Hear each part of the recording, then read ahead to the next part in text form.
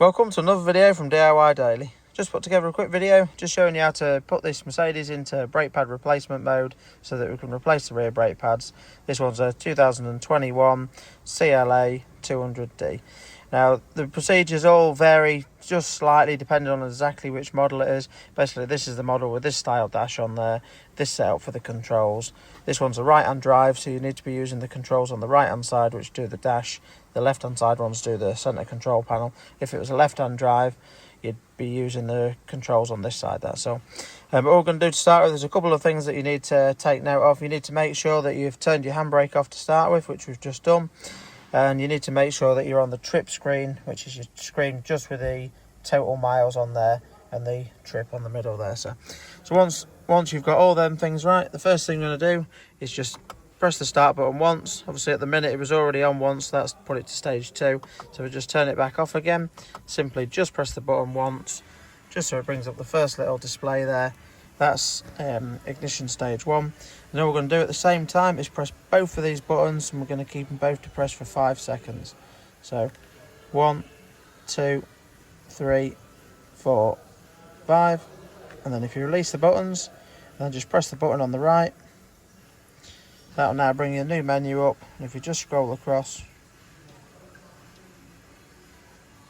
it'll select this will bring up the new workshop menu.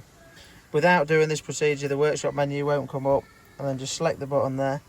Then you can just see we've got the brake pad replacement there, and then also this is where you do the service light reset as well.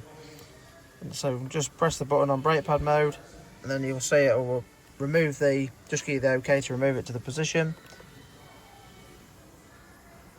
I don't know if you can quite hear that, but it's just moving the pistons back now, so it's moving them into the fitting position, and it should come up with a message once it's ready to fit the pads.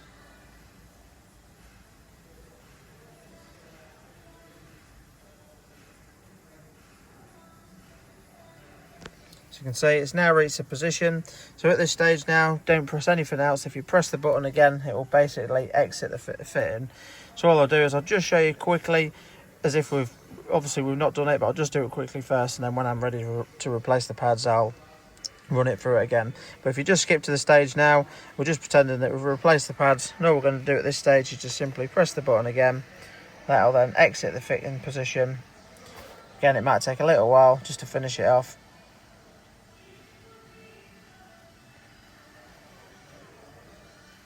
I don't know if you can quite hear the calipers there, but you can just hear it when it sort of bottoms out and nips the pads back up.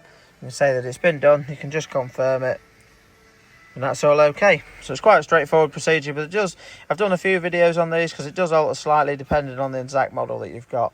But yeah, just thought I'd put that together. Hopefully that helps someone in the same situation just having a go at theirs. So yeah, thanks for watching, and we'll see you next time.